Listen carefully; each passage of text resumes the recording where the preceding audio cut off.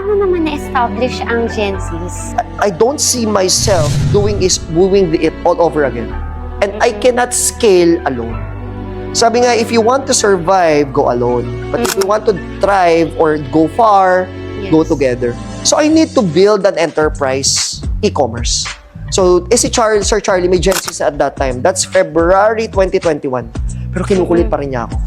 Sabi ko, maging consultant na lang ako. Ayaw kitang kapartner. Yun talaga yung ano ko, kasi downline ko before, tapos magiging head ko na.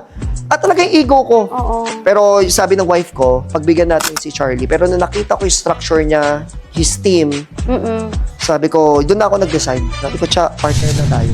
And on June 2021, na talaga yung, kaya sinaselebrate namin ng anniversary ng June, pero February talaga siya na-establish ang Gensis. Pero doon kasi ako pumasok. And doon ko na ginawa na I need to make sure that I can create an e-com company that is stable, sustainable, and profitable. So doon na nabuhay ang Gensis.